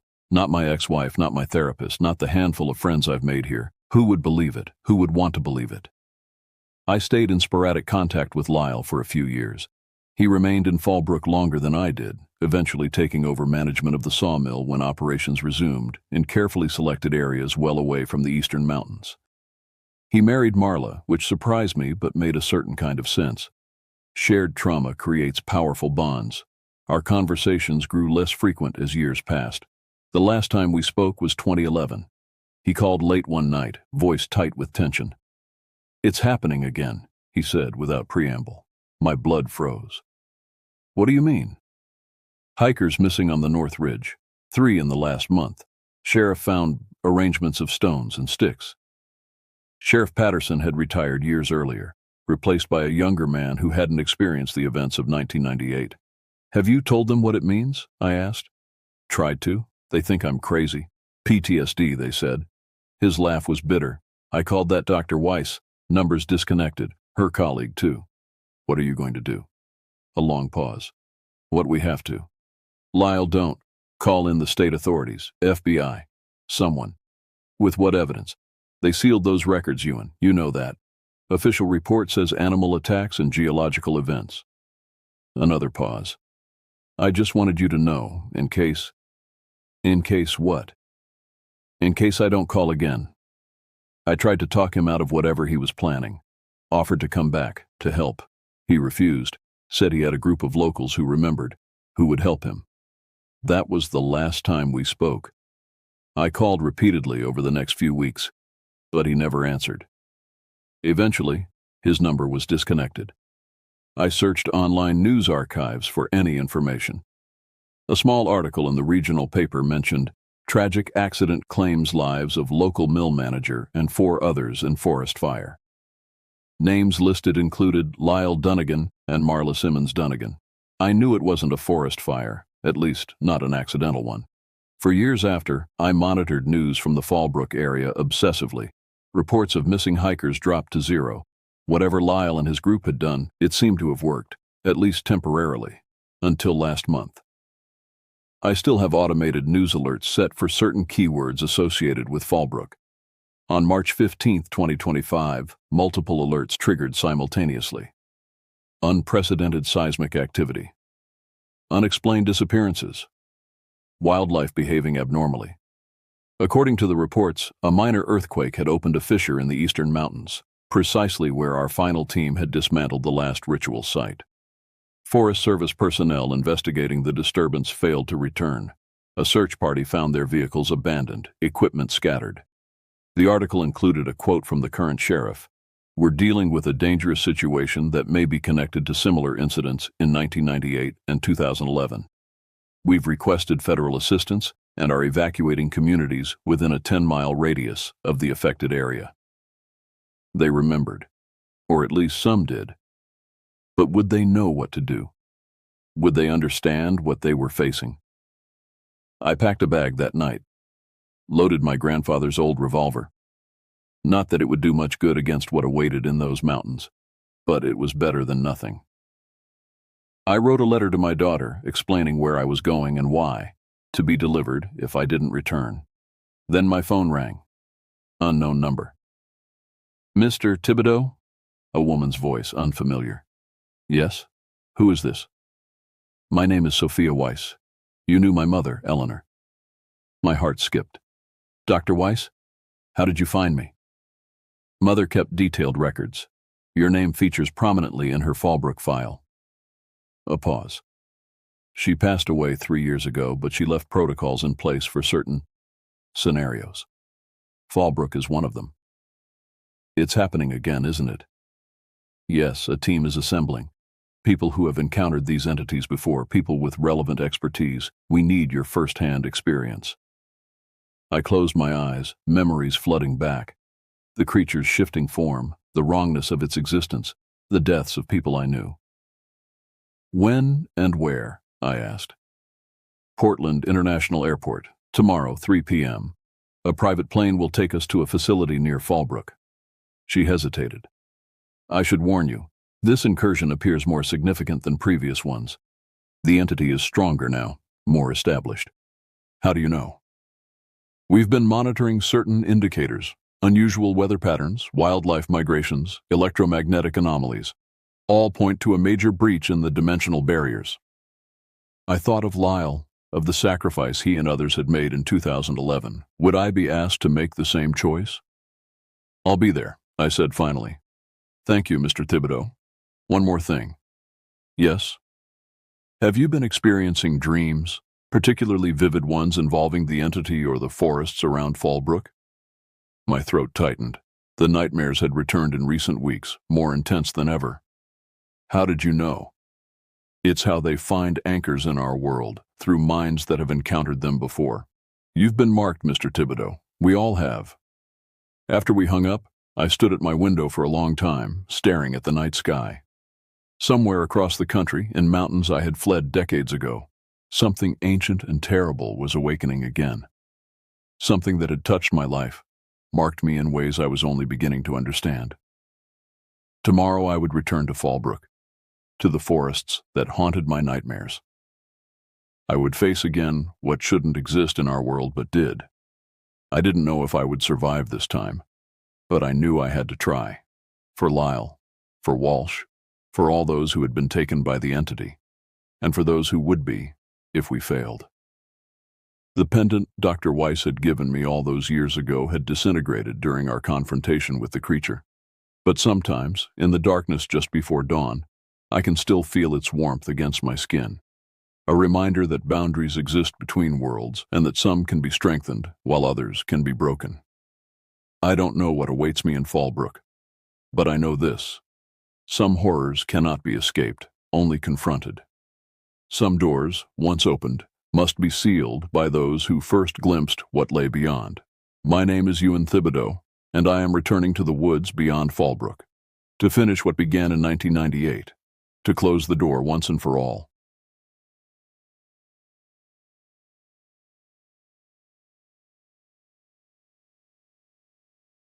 Three years ago, when I was 22, I made what would become the most haunting decision of my life.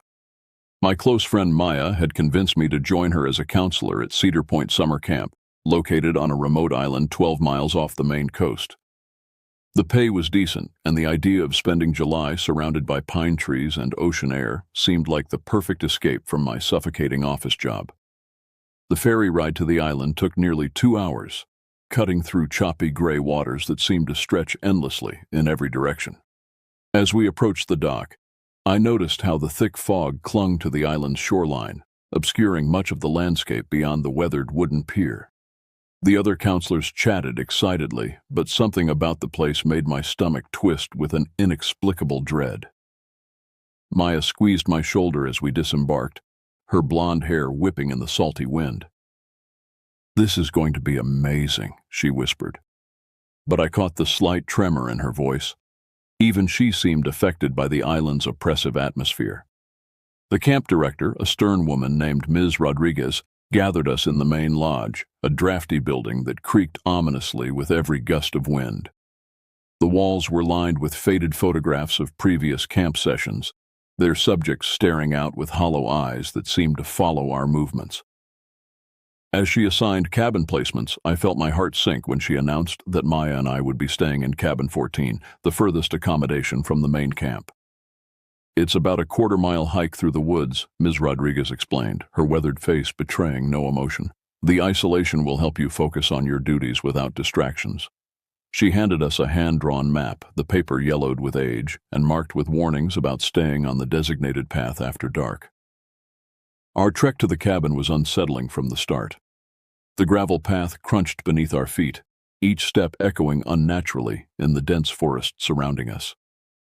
Towering pines blocked out most of the afternoon sunlight, casting everything in perpetual twilight. The air grew noticeably colder as we walked deeper into the woods, and I found myself constantly glancing over my shoulder, convinced that something was watching us from between the trees.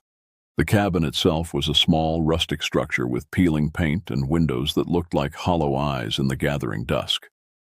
Inside, the floorboards groaned under our weight, and the air smelled of mildew and something else, something organic and rotting that I couldn't identify. Maya tried to lighten the mood by unpacking her cheerful decorations, but they looked grotesquely out of place in the cabin's gloomy interior. As night fell, the sounds began. What started as normal forest noises, rustling leaves, distant owl calls, gradually became something more disturbing. There were snapping branches that seemed too deliberate to be caused by small animals, and a rhythmic tapping against the cabin's exterior that had no natural explanation. When I mentioned it to Maya, she laughed nervously and suggested it was just the wind, but I saw her eyes dart toward the windows with the same fear that was building in my chest. Unable to shake the feeling that something was fundamentally wrong with our surroundings, I found myself drawn to the large window facing north. In the distance, barely visible through the trees, was a substantial hill that rose above the forest canopy. During our arrival briefing, Ms. Rodriguez had mentioned it in passing, warning us that it was off-limits to both counselors and campers due to unstable terrain, but something about her delivery had seemed rehearsed, as if she were hiding the real reason. "Maya," I called softly, not wanting to fully voice my growing unease. "Do you want to take a walk? I can't seem to settle in, and the fresh air might help." She looked up from her unpacking, her face pale in the cabin's dim lighting. "Where would we go? It's already past 10, and they specifically told us to stay near the cabin after dark." The reasonable part of my mind knew she was right, but a stronger compulsion was pulling me toward that distant hill. It was as if something was calling to me from up there, though I couldn't explain what or why. "Just a quick hike. We'll stay on the path and be back within an hour. I promise." Maya's hesitation was evident, but she'd always been unable to resist my more adventurous impulses. After a few more minutes of my persuasion, she reluctantly agreed, and we quietly gathered our flashlights and jackets. The cabin door's hinges screamed in protest as we opened it, the sound cutting through the night air like a warning we chose to ignore. The path toward the hill branched off from the main trail about 50 yards from our cabin. This secondary route was barely visible, overgrown with brambles and low-hanging branches that caught at our clothing like grasping fingers. Our flashlight beams seemed pathetically weak against the absolute darkness surrounding us, creating dancing shadows that played tricks on our peripheral vision. As we walked, the forest around us became increasingly silent. The normal sounds of nocturnal wildlife gradually faded until we were walking through an unnatural quiet that made every footstep sound like a gunshot. The air grew thick and humid, carrying strange scents that reminded me of ozone before a thunderstorm mixed with something metallic and bitter. "Maybe we should turn back," Maya whispered, her voice barely audible even in the silence. "This doesn't feel right." But I was already committed to reaching that hill, driven by a compulsion I couldn't understand or resist. "We're almost there," I replied, though truthfully, I had no idea how much farther we had to go. The darkness ahead seemed to stretch infinitely, swallowing our flashlight beams as if they were being absorbed by something hungry and waiting. The hill's summit was larger than it had appeared from the cabin, a circular clearing perhaps 50 feet across with an unobstructed view of the night sky. As we crested the final ridge, both Maya and I stopped abruptly, overwhelmed by the sensation that we had entered a space that was somehow different from the rest of the world. The silence here was absolute. No insects, no wind through the trees, not even the distant sound of waves against the island's shores. It was as if we had stepped into a vacuum where normal laws of nature no longer applied. The grass beneath our feet felt wrong, too soft and yielding, almost spongy, and when I aimed my flashlight downward, I noticed it had an odd bluish tint that seemed to shimmer in the artificial light. Maya grabbed my arm, her fingers digging into my jacket with desperate strength. "Do you feel that?" she whispered, her breath forming visible clouds despite the warm summer night. I knew exactly what she meant. There was a pressure in the air, a weight that seemed to press down on us from above, while simultaneously pulling at something deep in our chests. My ears began to ring with a high-pitched tone that grew steadily louder, and I felt a strange tingling sensation crawling across my skin like thousands of invisible insects. That's when we saw it. At first, it appeared as nothing more than a distant star, a faint point of light hovering motionless above the horizon. But as we watched, transfixed by a terror we couldn't name, it began to grow larger and brighter. What had seemed like a single light resolved into 3 distinct red points arranged in a perfect triangle, pulsing in a rhythm that seemed to match the sudden racing of my heartbeat. The object moved with impossible smoothness, gliding through the air without any visible means of propulsion or any sound that would indicate conventional aircraft. As it drew closer, I could make out its shape more clearly, a dark, metallic mass that seemed to absorb the surrounding darkness, making it difficult to determine its exact size or configuration. Maya's breathing became rapid and shallow beside me, and I realized that my own lungs felt constricted, as if the air around us had become too thin to properly sustain life. The ringing in my ears intensified until it became a piercing whine that made thinking clearly almost impossible. The craft, for lack of a better word, continued its approach until it was perhaps 200 feet above us, close enough that I could see details on its surface. The metal appeared to ripple like liquid, shifting and changing in ways that hurt to look at directly. Strange protrusions extended and retracted from its hull in seemingly random patterns, and occasionally brief flashes of light would travel across its surface like electrical discharges. Then, without warning, all 3 red lights suddenly intensified, bathing the entire hilltop in a crimson glow that made everything look like a scene from hell. The light penetrated through my closed eyelids, and even when I tried to shield my face with my hands, it seemed to burn directly into my brain. Maya screamed, a raw, primal sound that cut through even the deafening whine filling the air. The sound of her terror broke whatever spell had held me frozen, and suddenly we were both running, crashing through the underbrush toward the path back to our cabin. We ran without stopping until we reached the cabin, our lungs burning and our hearts hammering against our ribs. Maya's hands shook so violently that she couldn't work the door handle, and I had to push her aside to get us inside. Once the door was closed and locked behind us, we both collapsed onto the nearest bed, gasping for air and trying to process what we had just experienced. The next several hours passed in a haze of fear and confusion. Maya sat huddled in the corner, her arms wrapped around her knees, rocking slightly back and forth. Occasionally she would start to say something about what we had seen, but the words would die in her throat, as if her mind was refusing to acknowledge the reality of our encounter. I tried to rationalize what had happened, running through every possible explanation I could think of. Military aircraft, weather balloons, some kind of experimental technology. But none of these possibilities could account for the craft's impossible movements or the strange effects it had produced in the environment around us. As dawn approached, I noticed that neither of us had been able to achieve anything resembling real rest. Every time I closed my eyes, I saw those 3 red lights burning behind my eyelids, and the memory of that metallic whining sound would return with such clarity that I would jolt awake, convinced that the craft had returned. Maya finally spoke as the first pale light of sunrise began filtering through the cabin's grimy windows. "We can't tell anyone about this," she said, her voice hoarse from hours of silence. "They'll think we're insane." But even as we made this pact of silence, I knew that keeping quiet would be impossible. The experience had changed something fundamental about how I perceived the world around us.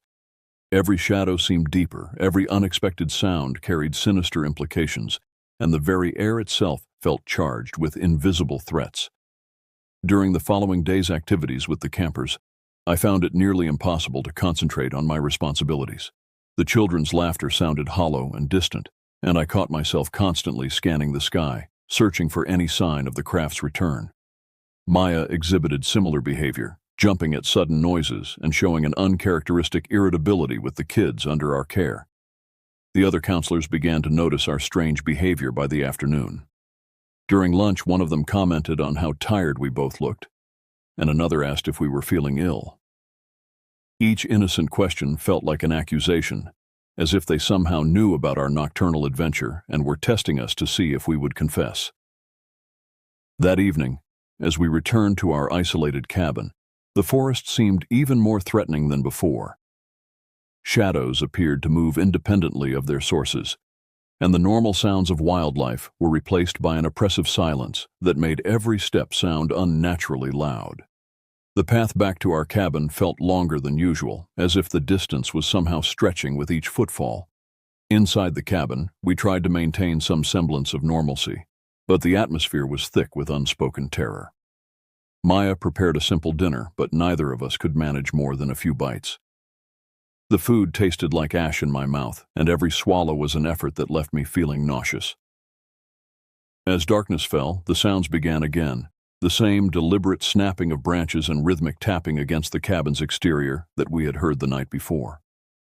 But now these sounds carried a different weight, a sense of deliberate intelligence that made them far more terrifying than random forest noises. Despite every rational thought screaming against it, I found myself once again drawn to the window facing the hill. The compulsion was stronger than the previous night, an almost physical pull that made it difficult to focus on anything else. Maya noticed my distraction and begged me not to even consider returning to that cursed hilltop, but the urge was becoming impossible to resist. "There's something wrong with me," I confessed to her around midnight, my hands pressed against the window glass as I stared into the darkness. "I can't stop thinking about going back up there. It's like something is calling to me." Maya's face reflected the same internal struggle. Despite her obvious terror, I could see in her eyes that she was experiencing the same irresistible pull.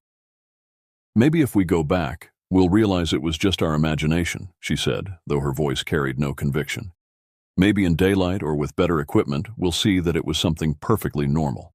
But we both knew we weren't going to wait for daylight. The compulsion was too strong, and the not knowing was almost worse than the fear itself. By 1 a.m., we had once again gathered our flashlights and were making our way through the forest toward the hill. This time, the journey felt different. The path seemed to have changed somehow, with new obstacles and turns that I didn't remember from the previous night. Branches caught at our clothing with what felt like deliberate intent, and more than once, I could have sworn I heard footsteps following us through the underbrush. Footsteps that stopped whenever we paused to listen. The forest around us felt alive with malevolent intelligence. Trees appeared to lean inward over the path, creating tunnels of darkness that our flashlights could barely penetrate. The air grew progressively colder as we climbed, and by the time we neared the summit, our breath was forming thick clouds that hung motionless in the still air. Maya stopped suddenly about 20 feet from the clearing's edge, her entire body rigid with terror. "It's already here," she whispered, pointing toward the hilltop with a shaking hand. Even before we reached the summit, I could see the glow. The same crimson light from the night before was painting the trees around the clearing, pulsing with that same hypnotic rhythm. But this time, there was something different about the quality of the light. It seemed more intense, more focused, as if whatever was producing it had grown stronger or more interested in our presence. As we crept to the edge of the clearing, trying to remain hidden among the trees, I felt my legs grow weak with terror. The craft was there, just as we had seen it before, but now it was much closer to the ground, perhaps only 50 feet above the hilltop. Its surface rippled and shifted in the red light, and I could hear a low humming sound that seemed to vibrate through the earth beneath our feet. But what made this encounter infinitely more terrifying was the realization that the craft was waiting for us. Its position, its timing, even the quality of its light, everything suggested that our return had been anticipated, perhaps even orchestrated. As we watched from the tree line, Paralyzed by a mixture of terror and fascination, the craft began to descend further. The humming sound grew louder, becoming a deep throbbing that I could feel in my bones. The red lights arranged in their triangular pattern began to pulse more rapidly, and new lights appeared along the craft's edges, smaller, white pinpricks that moved in complex patterns across its surface. Maya grabbed my arm so tightly that her fingernails drew blood through my jacket. "We need to leave," she hissed. But even as she spoke, I could see that she was as transfixed as I was. Something about the craft's presence made it impossible to look away, as if it was exerting some kind of magnetic pull on our consciousness. The air around us began to change. The temperature dropped even further, and I noticed that the grass at the clearing's edge was beginning to frost over despite the warm summer night. My skin started to tingle with what felt like static electricity, and the hair on my arms and the back of my neck stood on end. Then the craft settled into a perfect hover just 30 feet above the center of the clearing, close enough that I could make out intricate details on its hull. The surface wasn't uniformly metallic as I had first thought. Instead, it appeared to be covered with thousands of small, hexagonal panels that shifted color and transparency in waves. Occasionally, one of these panels would become completely transparent, offering glimpses of a complex interior filled with pulsing lights and incomprehensible machinery. A new sound joined the humming, a series of high-pitched tones that seemed to form a pattern, almost like a musical phrase repeated over and over. The tones were beautiful in a way that made them even more terrifying, and I found myself unconsciously swaying to their rhythm. Maya's breathing had become so rapid that I was worried she might hyperventilate. "Can you feel that?" she gasped, one hand pressed to her chest. "It's like something is pressing down on my lungs." I knew exactly what she meant. The air itself felt heavy and thick, as if we were breathing liquid instead of gas. Each breath required conscious effort, and I could taste something metallic and bitter with every inhalation. Suddenly, without any warning, one of the craft's panels slid open with a sound like tearing silk. A beam of intensely bright white light shot out from the opening, sweeping across the clearing in slow, deliberate arcs. We pressed ourselves against the trees, praying that the shadows would conceal us, but the light seemed to penetrate everything it touched. When the beam passed over us, the effect was immediate and overwhelming. My vision exploded into white-hot pain, and for several seconds, I was completely blind. But worse than the physical discomfort was the sensation that something was examining me, looking through me, cataloging every thought and memory with cold, alien intelligence. The beam moved on, but its effects lingered. My head throbbed with a migraine that felt like ice picks being driven through my skull, and I could taste blood in my mouth where I had bitten my tongue. Maya was in worse condition. She had collapsed to her knees and was vomiting violently into the undergrowth. As we struggled to recover from the beam's effects, the craft began to rise again, slowly ascending until it reached its previous altitude. The musical tones faded, replaced once again by the deep humming that seemed to shake the very foundations of the earth. But just before the craft disappeared entirely, something fell from its hull, a small, dark object that tumbled through the air before landing with a soft thud in the center of the clearing. Neither Maya nor I was willing to investigate what had fallen from the craft that night. We fled back to our cabin in a state of near panic, stumbling through the forest like wounded animals. The journey that had taken us nearly an hour to complete carefully now passed in a blur of terror-driven adrenaline, and we didn't stop running until we were safely inside with the door locked behind us. The rest of the night passed without any attempt at rest. We sat together on one of the narrow beds, our backs against the wall, watching the windows for any sign of the craft's return. Maya had developed a persistent tremor that shook her entire body, and I found that I couldn't stop my teeth from chattering despite the cabin's stuffy warmth. As dawn broke, I made a decision that I knew Maya would oppose. "I'm going back to the clearing," I announced, reaching for my jacket. "Whatever fell from that thing, I need to see it." "Are you insane?" Maya's voice cracked with exhaustion and fear. "What if it's still there? What if they're waiting for us to come back?" But I had passed beyond rational fear into a state of desperate need for proof. The encounters of the past 2 nights had been so far outside normal human experience, that part of my mind was already beginning to doubt their reality. I needed physical evidence, something tangible that would confirm we hadn't shared some kind of collective hallucination. Maya eventually agreed to accompany me, but only after I promised that we would leave immediately if we sensed any danger. The hike to the hilltop in daylight revealed details that had been hidden by darkness. Strange burn marks on tree trunks, patches of grass that had been flattened in perfect geometric patterns, and areas where the vegetation had withered and died despite the summer growing season. The clearing itself bore obvious signs of the craft's presence.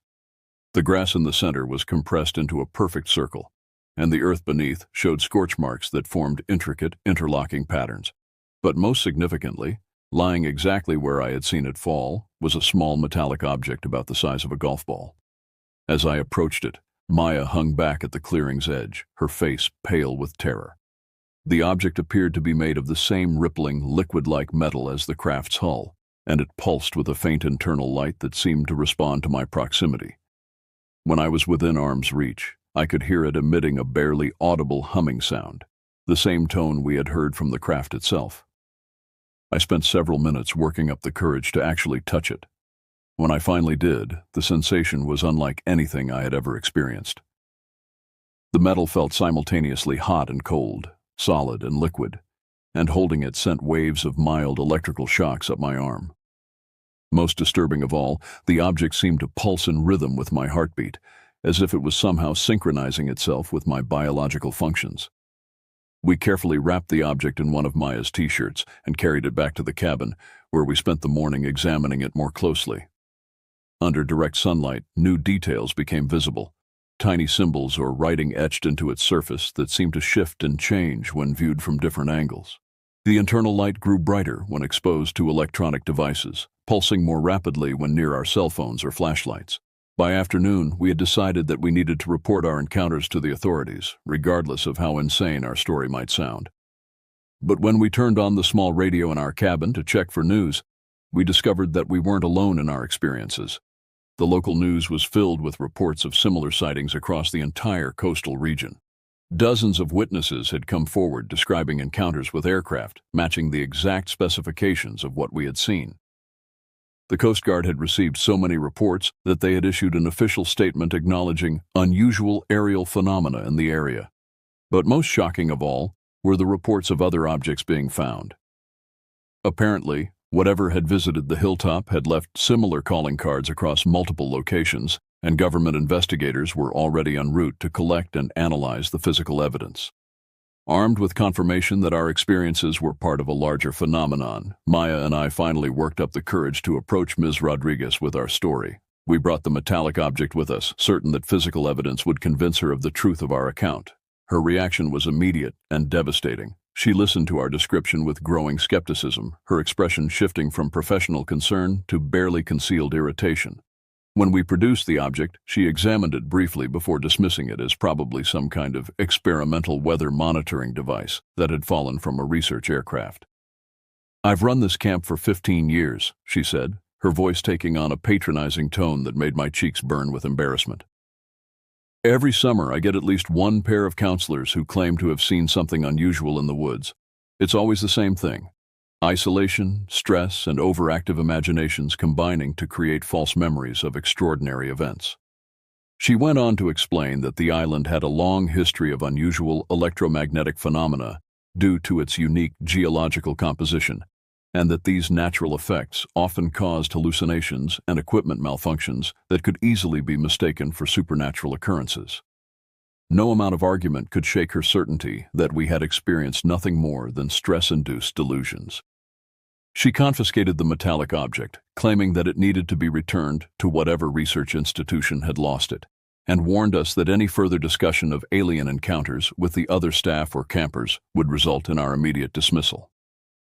The other counselors' reactions were even worse. Word of our claims spread quickly through the camp's small community, and within hours we had become objects of ridicule and suspicion. Some viewed us as attention-seeking troublemakers, while others seemed genuinely concerned about our mental health. The few who claimed to believe us did so with the kind of patronizing sympathy typically reserved for small children afraid of monsters under their beds. The remaining weeks of our commitment stretched endlessly ahead of us. We couldn't leave without forfeiting our contracts and facing financial penalties we couldn't afford. So we were trapped on the island with people who viewed us as either liars or mentally unstable. The isolation became even more oppressive, and we found ourselves withdrawing from social interactions with the other staff members. But the worst part was the knowledge that something extraordinary and terrifying had occurred, and we were powerless to make anyone else acknowledge its reality. Every night we watched the skies, waiting for the craft to return. Every strange sound in the forest made us freeze with remembered terror. The experience had fundamentally altered our perception of reality, but we were forced to live as if nothing had happened. Maya began experiencing nightmares that left her screaming in her sleep. I developed a persistent anxiety that made it difficult to eat or concentrate on simple tasks. We both lost significant weight during our remaining time at the camp, and by the end of July, we looked like refugees from some unimaginable disaster. The ferry ride back to the mainland felt like an escape from prison, but the relief was temporary. In the years since leaving Cedar Point, neither Maya nor I has been able to fully process what we experienced on that remote island. The memory of those red lights and that impossible craft continues to haunt our dreams and intrude into our waking thoughts. I still have nightmares about that humming sound and the sensation of being examined by alien intelligence.